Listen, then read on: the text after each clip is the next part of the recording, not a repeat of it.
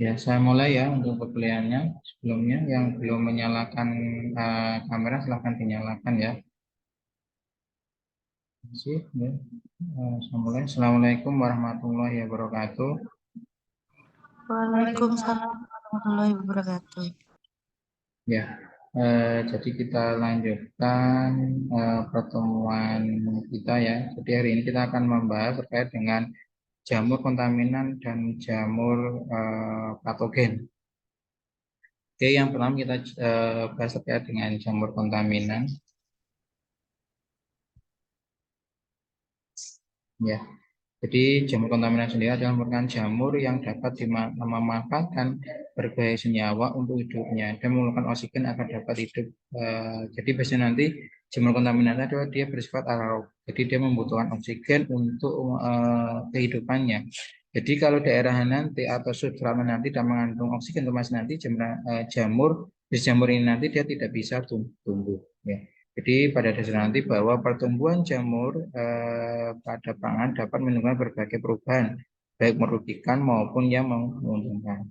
Di jamur yang merugikan nanti misalnya yang menyebabkan kerusakan atau kebusukan pangan dan sering menimbulkan penyakit atau keracunan pangan atau yang dan nanti akan menghasilkan namanya toksin. Ya. Jadi penyebab terjadinya kontaminasi fungi ya, yaitu dia nanti tersedia media tempat hidup yang mendukung pertumbuhan fungi itu sendiri atau jamur. Ya, jadi kalau sumama dia tumbuh di suprat, sumama dia pH-nya bagus, kemudian nanti dia apa namanya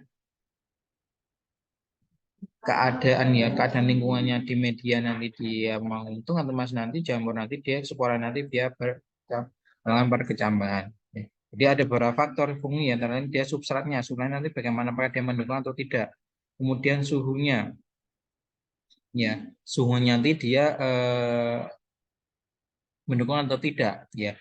Kemudian pH-nya apakah dia asam atau basa, kemudian kelembapan, kandungan oksigen dan bahan kimia lainnya. Itu adalah beberapa faktor yang menyebabkan adanya faktor pertumbuhan pada fungi nanti terjadi.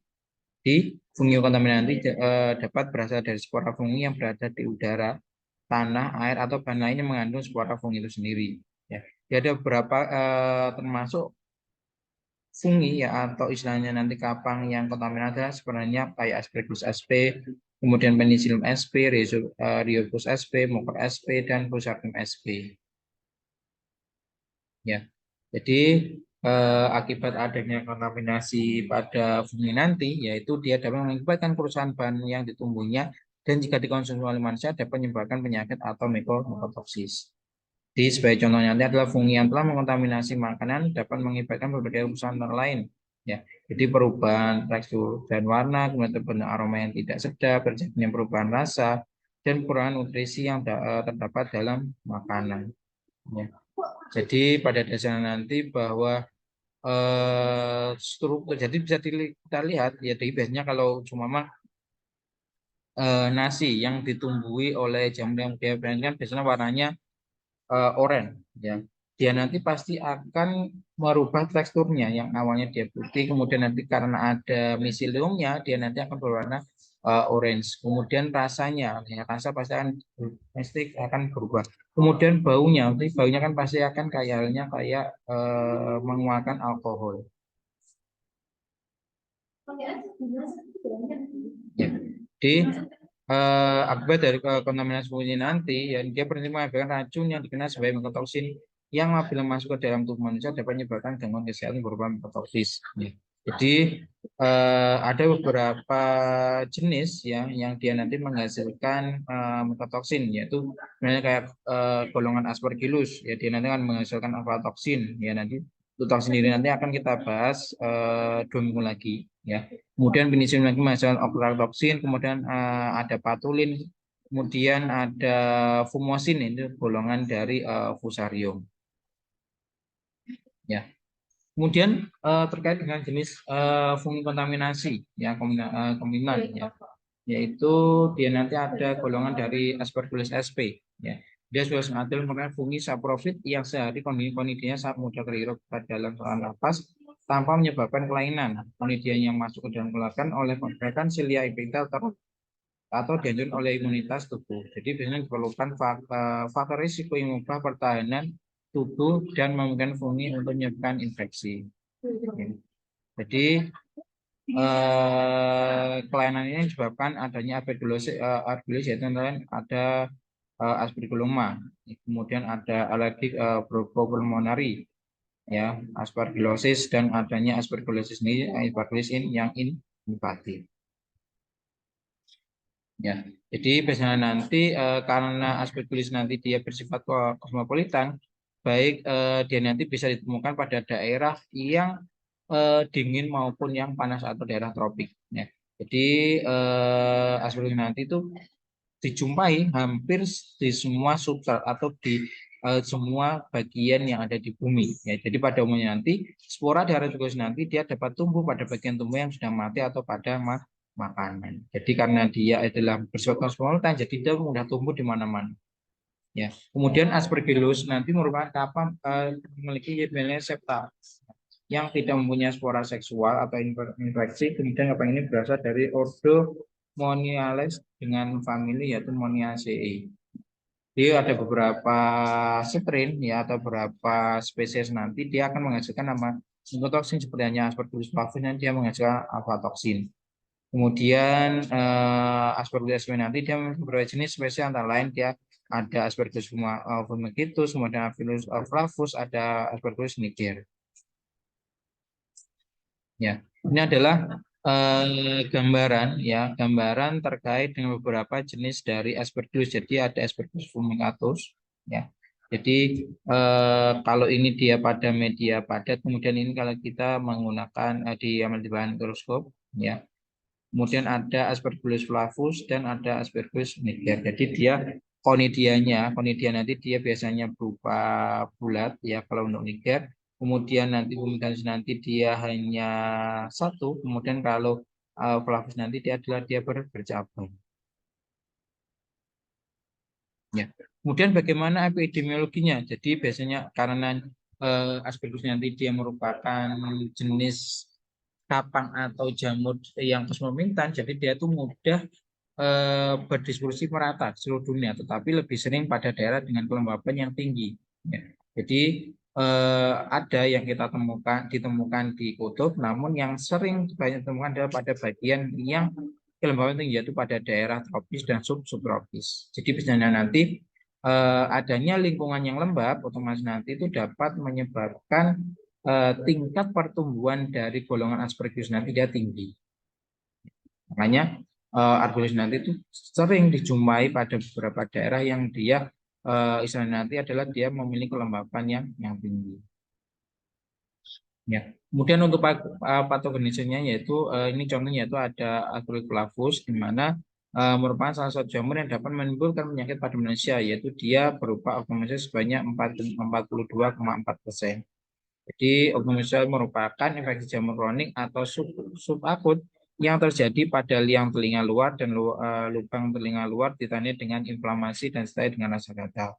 Di infeksi ini nanti biasanya ditandai dengan telinga yang memerah, kemudian ditutupi sekuma halus dan mengeluarkan caranya sorosagoinus. Ya. Jadi biasanya nanti adanya Aspergillus flavus nanti ini dapat menyebabkan bau di dalam liang telinga atau pada bagian lubang telinga sendiri. Jadi karena adanya bau itu kan dia disebabkan adanya mycotoksin yang dikeluarkan oleh jenis kapang ini.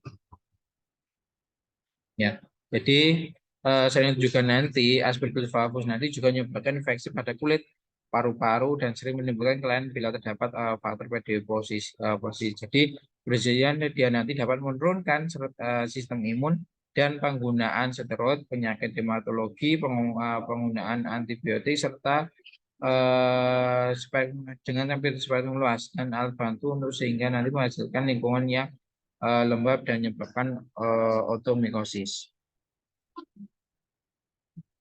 Kemudian untuk penularan nanti dia nanti bisa prehalansi dan preoral. Jadi prehalansi nanti dia melalui alat pernapasan. Kemudian preoral sendiri dia melalui yaitu melalui makan berupa spora maupun viva. Jadi seandainya kita tertelan, ya tertelan atau mungkin terdapat pernapasan masuk spora dari Acinus aspergillus, mas nanti bisa disebar. Tapi tergantung juga terkait dengan imun kita. Jadi kalau imun kita bagus, kemudian penyaringan yang bagus, mas nanti ya spora ini tidak bisa masuk ke dalam paru-paru.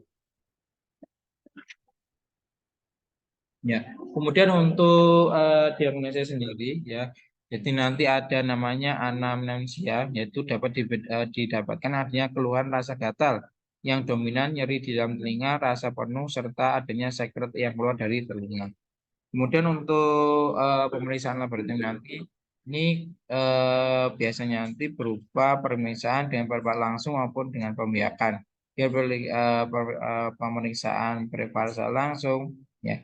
Jadi skumanya atau istilahnya nanti enzimnya yang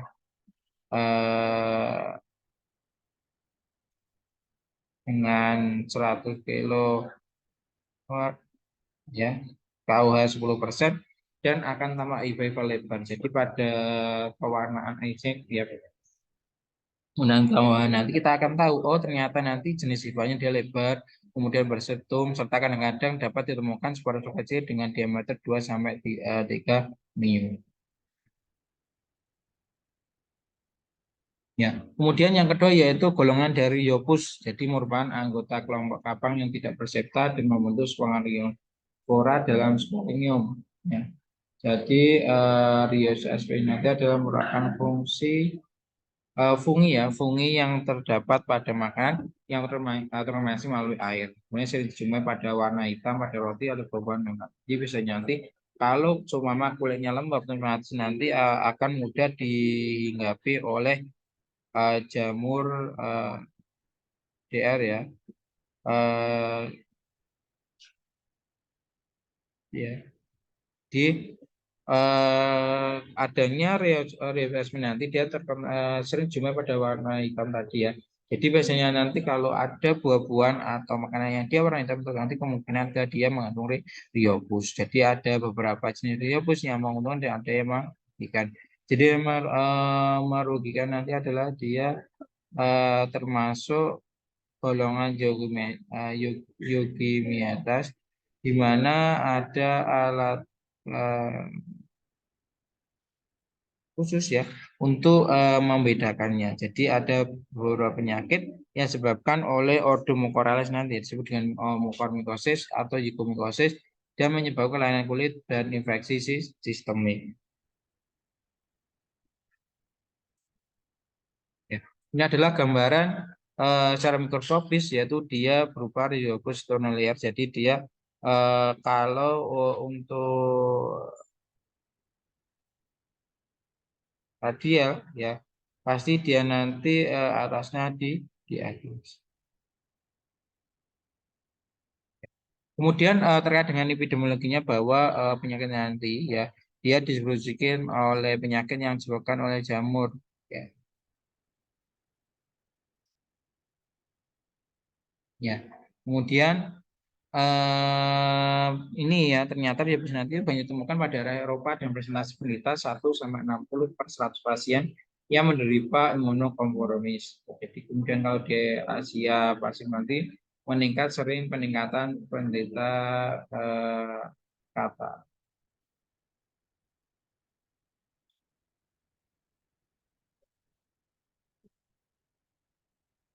Ya.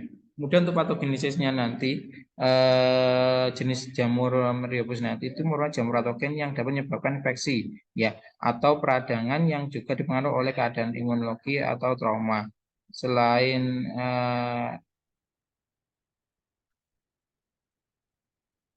diri sendiri ya ternyata jenis jamur ini nanti itu juga dia dapat memberikan imunitas terutama pada manusia. Ya, kemudian untuk penularan nanti dia bisa berrelasi sama PO ZPS nanti dengan pernapasan, penularan nanti dengan melalui makanan. Ya, kemudian untuk diagnosisnya nanti ya kita bisa menggunakan histopatologi, kemudian kultur sel, kemudian ada radiologi nanti terkait dengan MRI dan CT scan dan molekuler. Kemudian pemeriksaan histologi nanti masih sulit mendapatkan gambaran identifikasi jamur yang khas dengan disertai lumut jatuh dengan gambar peradangan supuratif di sekitarnya. Selanjutnya yaitu mukor. Mukor jenisnya merupakan anggota kelompok yang paling bersepta, yang berdistribusi luas dan memproduksi foraminivora, sinofora, dan koloni bergema. Kemudian mukor ini dapat masuk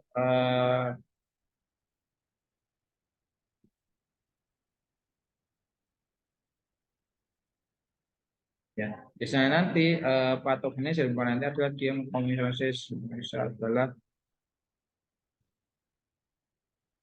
merupakan penyakit yang sangat bergantung pada tubuh penyamungnya. Jadi mukorsinosis adalah menyebabkan adenosis terutama yang juga oleh diabetes, mellitus, molekular atau imunodeficiency. Ya, ini adalah gambaran mukor SP yang di bawah jadi dia biasanya bentuk nidoformnya dia bulat.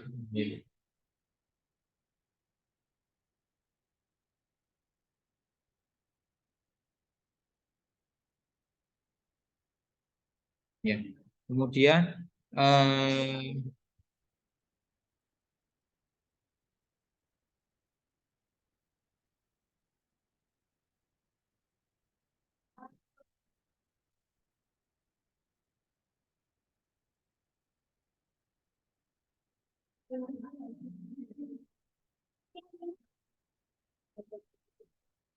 ya. Kemudian untuk menilai nanti bisa prevalensi maupun skala. Jadi kalau prevalensi nanti ada makanan atau jamur yang dia terkena berspora maupun IPA yang ikut tertelan.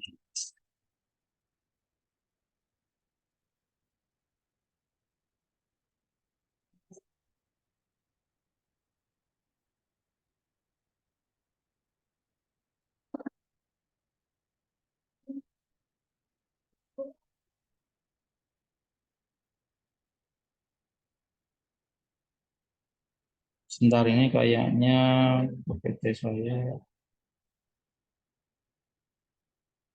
Ya, kemudian untuk diagnostiknya nanti dengan menggunakan bisa histopatologi, kemudian ada kultur, ada radiologi yang terdiri dari MRI atau CT scan dan molekuler. Jadi biasanya nanti karena dari jenis jamur yang nanti dia merupakan jamur bifurfik ya.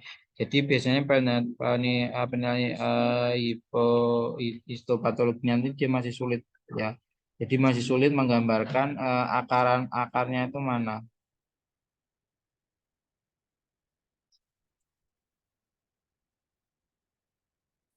Ya. Ini tuh terkait dengan jamur kontaminan. Dari sini ada yang ditanyakan. Belum saya lanjutkan ke materi yang kedua.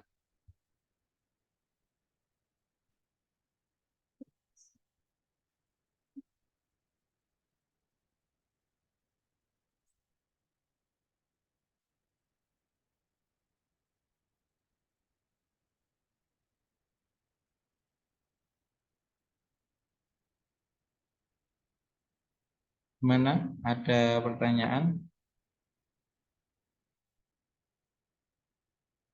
Sepertinya belum ada, Pak. Ya.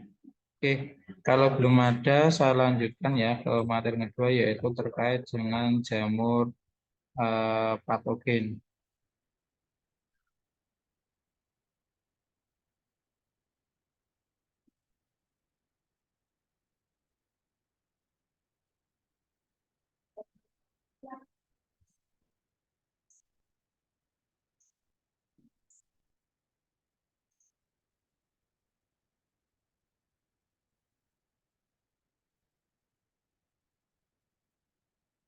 Ya, jadi jamur patogen sendiri nanti adalah merupakan jamur yang menyebabkan penyakit pada manusia atau organisme lain.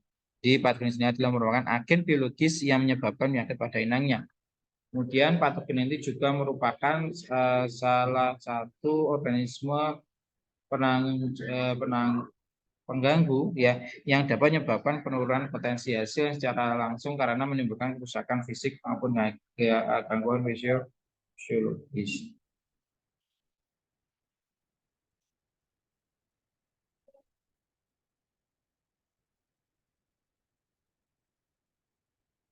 Ya. Jadi jalan nanti bahwa adanya patogen juga nanti merupakan salah satu organisme pengganggu yang dapat menyebabkan penurunan potensi hasil secara langsung karena menimbulkan kerusakan fisik, gangguan fisiologi maupun biokimia. Ya, ada beberapa contoh ya, contoh dari jamur patogen ya. Nanti ada namanya ya, yaitu Malassina furfur ya. Ini jamur ini dapat menyebabkan pada panu pada kulit. Kemudian merupakan jenis flora normal yang tumbuh berlebihan. Jadi tumbuh dalam stratum korneum berupa kelompok sel bulat bertunas dan dinding tebal hifa pendek yang bengkok. Kemudian untuk epidemiologinya nanti Malassina furfur merupakan mikroflora normal pada fase hifa. Nanti dia mempunyai sifat infektif dan patogen. Kemudian bagian tubuh yang diserang jamur nanti meliputi agennya, ya. Di mana kalau dia nanti sudah menyatu mas nanti itu dapat menyebabkan radang ya, ataupun mungkin lesi pada bagian-bagian lipatan yaitu seperti ya lipatan paha, lengan, tungkai atas, leher dan kulit kepala yang berambut. Jadi untuk Malassina furfur itu banyak dijumpai pada daerah tropis dan lembat. Kemudian untuk patogenis nanti karena dia merupakan jenis bakteri lipofitik, lipofitik demanding, maka pertumbuhan nanti juga akan terganggu. Kemudian niki jadi pada saat nanti awal dari infeksi jamur tanpa sebenarnya saragi dan berubah menjadi patogen setelah ragi menjadi miselium sehingga nanti menyebabkan tubuhan lesi. Di biasanya nanti kalau dia masih berupa saragi atau spora nanti masih nanti dia kemampuan masih kecil. Tapi kalau dia nanti sudah diwarnai itu masih nanti mudah. Ya. Jadi patogenesis dari Malassina furfur itu dimulai dari makula hipopigmentasi yang terhambat sinar matahari yang masuk melalui lapisan kulit yang akan mengganggu proses epidemiologi.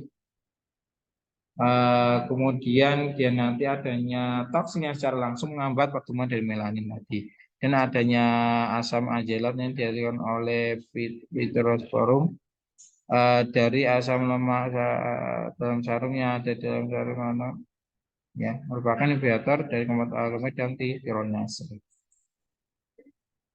Ya. Kemudian untuk penularan nanti adalah baik kulit ya. Jadi semua sentuhan kulit yaitu nanti itu bisa menular. Jadi tidak melalui reaksi maupun oral tadi. Jadi dia ada sentuhan kulit nanti ya dia nanti akan mudah tertular kepada teman yang lainnya.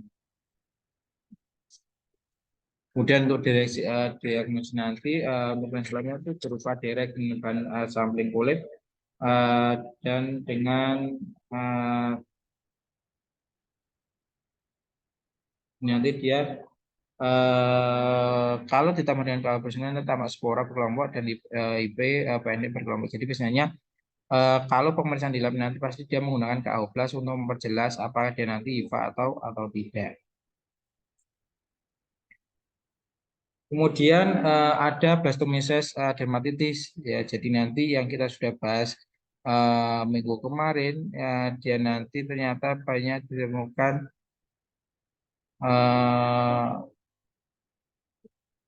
jenis tanaman ini. Ya. Jadi blastomeses dia merupakan jamur vermik ya di mana dia nanti mudah tumbuh jadi mold atau dia bentuk hifa ya.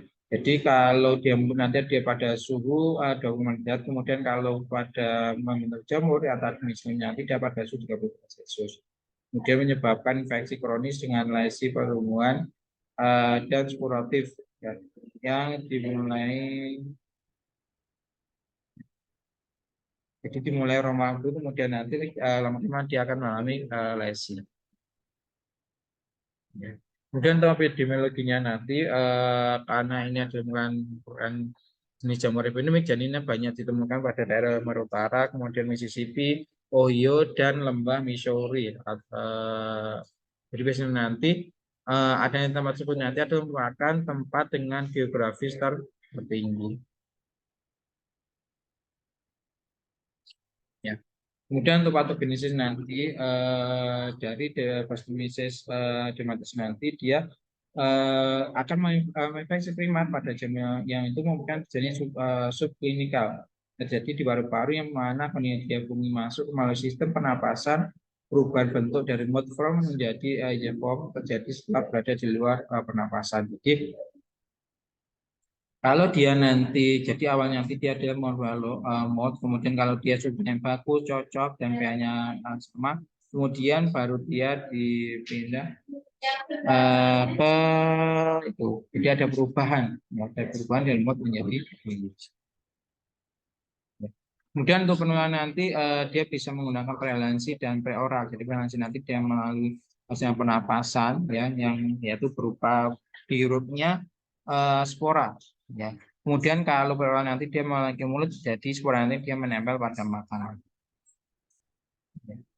Kemudian untuk diagnosisnya nanti dia bisa menggunakan DNA, urin, kemudian sultum, cairan sebrospinal dan biopsi jaringan. Kemudian penelitian langsung nanti dia akan tampak seperti jamur ya, steril seragit yang bertunas satu dengan cabang lebar. Jadi biasanya kalau pasien dia suka memasak ya, dimana seraginya nanti dia nanti akan bertunas pada ketika kita diam masalah. Jadi jangan menggunakan cell culture ya. Jadi nanti akan kelihatan kondiennya mana, kemudian batang kondiennya nanti mana. Kemudian kalau histopatologi nanti ya, jadi ini biasanya menggunakan seragi bertunas satu dengan dasar tunas lebar, berinding tebal dan sel datiam. Ya. Sudah iya itu adanya kandidat menjadi kandidat itu merupakan jenis ya jenis dari jamur yang opportunistik yang terdapat pada individu. Jadi apa ada intinya nanti bahwa kandidat merupakan jenis jamur dari istilahnya nanti merupakan forma normal pada tubuh kita. Ya, jadi kalau dalam keadaan yang menguntungkan untuk nanti jamur nanti akan mudah tumbuh. Jadi biasanya selama keadaannya lembab, nanti dia akan menyebabkan mudah tumbuhnya. Jadi ada beberapa faktor ya di mana reproduksi yang dapat menyebabkan reproduksi adanya potensi patogenik yang terjadi. Kemudian pada individu yang sehat, kolonisasi dari kandidat nanti tidak berbahaya. Namun pada orang yang memiliki sistem imun yang rendah, sekarang dapat menyebabkan infeksi kandidat dan rongga mulut. Jadi misalnya patogenesis ya patogenesis dari jenis kandidat nanti ada tergantung dari imun kita. Jadi imun kita nanti jelek, otomatis nanti dia akan mudah diserang. Ya. Kemudian epidemiologi nanti dia banyak ditemukan di daerah Amerika Serikat, Asia dan Eropa. Ya, ini banyak ditemukan pada kulit yang lembab dan rongga mulut. Ya. Kemudian untuk patogenesis nanti flora karena dia flora normal, jadi dia nanti akan menginfeksi dirinya sendiri. Jadi jumlahnya akan dipertambah sehingga nanti mekanisme juga akan berhenti. Di biasanya nanti kandidat nanti juga akan masuk enzim proteinase. Kemudian ada hyaluronidase, kemudian ada karotidin, suprase, dan ada fosfolipase sehingga nanti mudah masuk ke jaringan epidermis. Jadi kandidatnya walaupun dia sebagai peranoma, jadi nanti juga dia bisa masuk ke bagian sel yang dimana keadaan dari lingkungan dari tubuhnya itu dia tidak bersih. Kemudian untuk penularan nanti melalui kontak langsung pada peneliti dan melalui makanan yang berinfeksi terhadap spora akan dialihkan.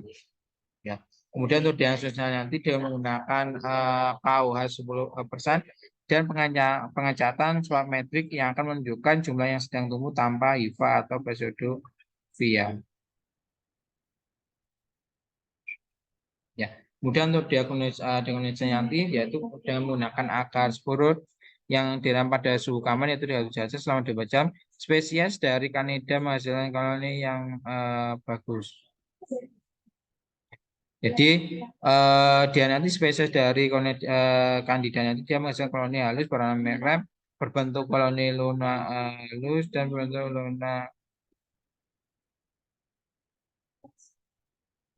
Ya. Jadi adanya jamur yang tersebut pas nanti pertumbuhan permukaan terlihat saat pohon. Jadi biasanya kan dilakukan nanti dia akan tonjolan pada kulit. Ya. Mungkin itu terkait dengan jamur patogen.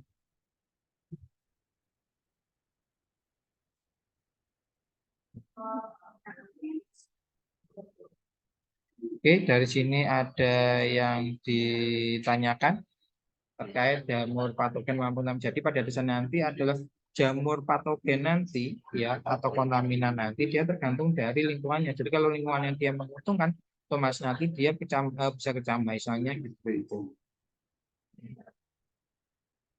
Oke, ada pertanyaan? Sepertinya belum ada, Pak. Belum ada. Oke, kalau belum ada mungkin bisa saya akhiri ya. Jadi silahkan nanti membuat resume dan dikumpulkan paling lambat jam 15 ya. Kemarin ada yang belum ikut kuis. Semuanya, Pak, belum. Oh ya, berarti nanti kuisnya mau jam berapa? Nanti akan saya buka lagi. Kita nanti selesai kuliah itu sore, Pak, kemungkinan. Jadi kalau untuk mengumpulkan yang resume juga ini sebetulnya belum bisa, Pak, untuk jam 3 Oh itu berarti nanti. saya dikumpulkan malam aja ya. Jadi kuisnya nanti akan saya mulai jam 6. Gimana? Oke, Pak. Jadi kuisnya nanti sampai mulai jam 6, kemudian pengumpulan paling lambat nanti jam 10 malam. Oke, nanti akan saya silakan nanti dibuka di modalnya. Mungkin itu yang dapat saya sampaikan. Terima kasih perhatiannya. Sampai ketemu depan. Assalamualaikum warahmatullahi wabarakatuh. Waalaikumsalam. Waalaikumsalam. Saya izin lagi dulu ya. Oke.